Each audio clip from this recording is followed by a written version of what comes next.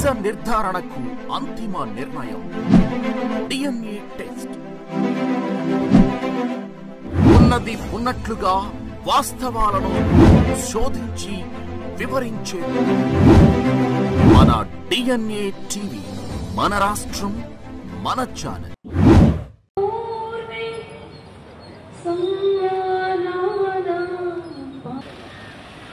Honorable District Collector and Magistrate Shri Lakshmi Sagar IAS వారిని సాధారణంగా 11వ రోజు యోగా కార్యక్రమానికి సాధారణంగా ఆహ్వానిస్తున్నాం.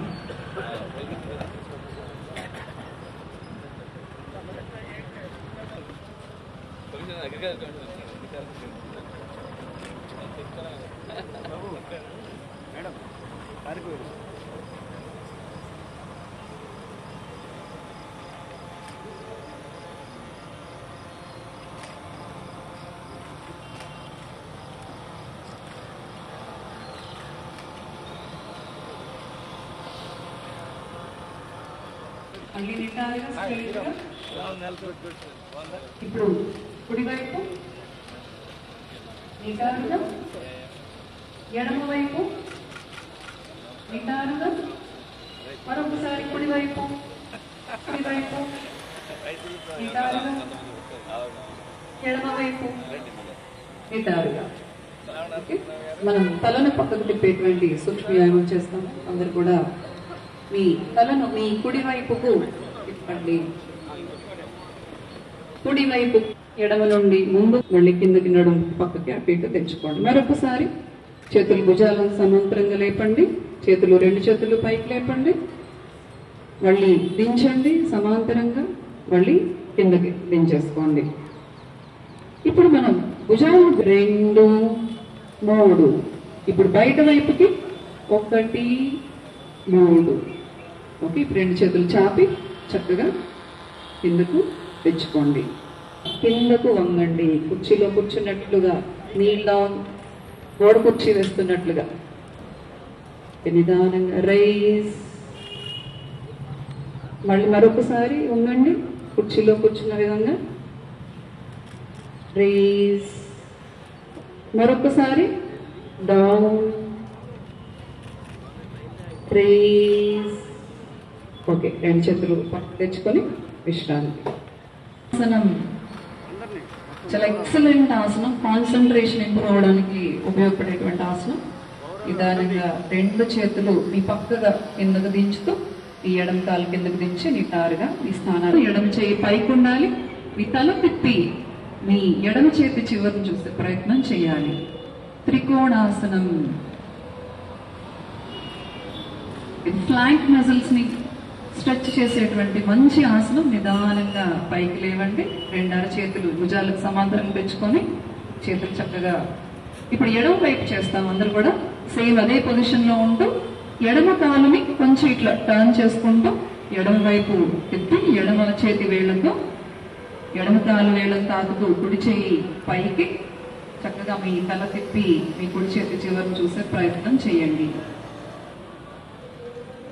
ఓకే, నేల కానించి చక్క తల ఇలా వాల్చి కాళ్ళను చాపి కాళ్ళకు చక్కగా 2 చేతులు కింద పక్కకు తెచ్చుకోండి. 2 కాళ్ళు ఒకదానికొకటి దగ్గర తెచ్చుకోండి.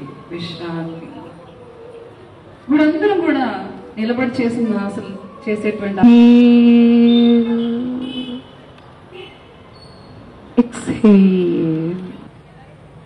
Okay, relax. చక్కగా మీ చేతులు వదులుతూ మీ కాళ్ళను చాపి మళ్ళీ ఇది రెస్పిరేటరీ కెపాసిటీని చాలా ఇంప్రూవ్, బ్యాక్ మజిల్స్ యొక్క పెయిన్ కూడా చాలా రిలీఫ్ చేస్తుంది.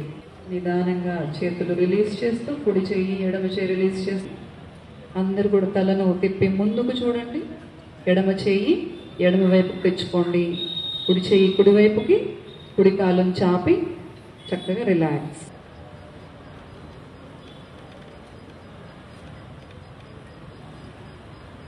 ఇది పొట్టలో ఉండేటువంటి పేగులను ఉత్తేజపరిచేటువంటి మంచి ఆసనం. నడుము ఛాతి భాగం ఉండేటువంటి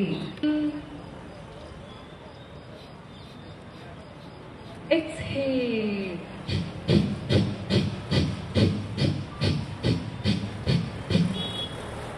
రిలాక్స్. చిటికెన వేలు మరియు అనామిక వేలు ఉపయోగించండి. ముందుగా ఎడం వైపు గాలి పీల్చి కొంతకాలం కొన్ని సెకండ్స్ అందరూ కలిసి ఒకేసారి చేద్దాం. Deeply inhale with your left. మళ్ళీ కుడి వైపుగా దీర్ఘంగా శ్వాస తీసుకోండి. శ్వాస తీసుకోండి దీర్ఘంగా.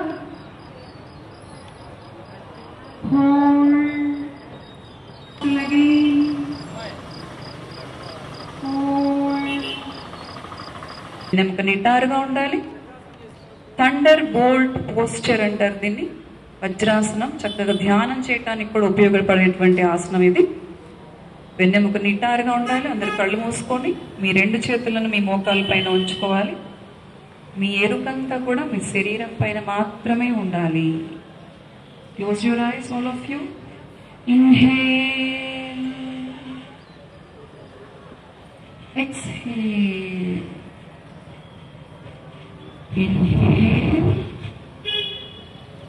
exhale.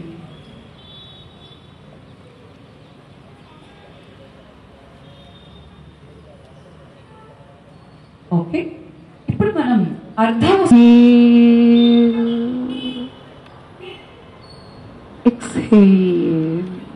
తెల్లారుజాము 4 గంట యోగా చేస్తానండి. అక్కడి నుంచి సైకిల్ ఎక్కి సైక్లింగ్ చేస్తాను. మళ్ళా 5 కిలోమీటర్లు 10 కిలోమీటర్లు రన్నింగ్ చేస్తాను. ఇప్పటికి 21 కిలోమీటర్లు గంట 56 నిమిషాలు ఫినిష్ చేస్తాను.